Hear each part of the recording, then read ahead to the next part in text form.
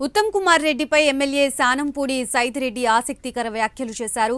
కేంద్రం నిధులు కనపడితే చాలు అది నేను తెచ్చిన నిధులే అన్నట్లు ప్రచారం చేసుకుంటున్నారు అని ఆరోపించారు.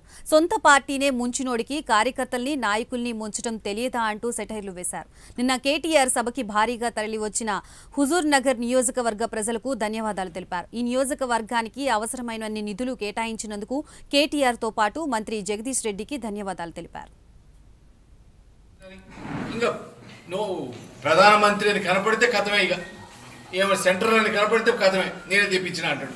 మరి నువ్వు తెప్పించినోడు, నువ్వేమన్నా పార్టీ అధికారంలో ఉన్నావా సెంటర్లో, లేకపోతే స్టేట్లో అధికారంలో ఉన్నావా?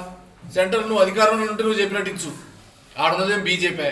మళ్ళీ కొంతమందితో అంటాడంట, ప్రధానమంత్రి ఎమ్మడే పిలుస్తూ ఉండు, నన్ను మాట్లాడడానికి రమ్మంటా ఉండు, కానీ ఒకటే బాధ ఏంటంటే పోంగనే పార్టీలో జాయిన్ కమ్మంటుండు, అందుకే నేను గెలవలేకపోతున్నా అంటాడంట మళ్ళీ ఒకసారి.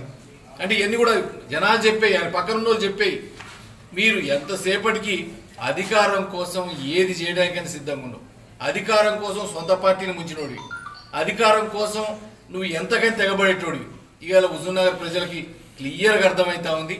మేము ఎట్టి పరిస్థితుల్లో ఒకటే చెప్తా ఉన్నాం, మేము ఈ హుజూర్ నగర్ అభివృద్ధి కోసం, హుజూర్ నగర్ కాన్స్టిట్యున్సీలో మా యువత మహిళ డెవలప్మెంట్ కోసం ఎంతకైనా కష్టపడతాం, ఎవరితోనైనా కలిసిపోతాం.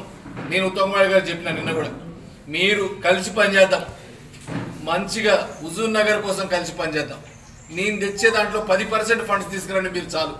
నిన్ననే మనం సభాముఖంగా అడిగినాం కేటీఆర్ గారిని, అన్న నాకు హుజూర్ నగర్కి ఒకటి, నేడింజలకు ఒకటి స్టేడియం, మినీ స్టేడియంలు ఇవ్వండి, హుజూర్ నగర్కి ఒక 20 కోట్లు ఇవ్వండి అంటే ఇమీడియట్గా శాంక్షన్ చేసిన ఘనత మా కేటీఆర్ గారిది, మా మంత్రి గారిది.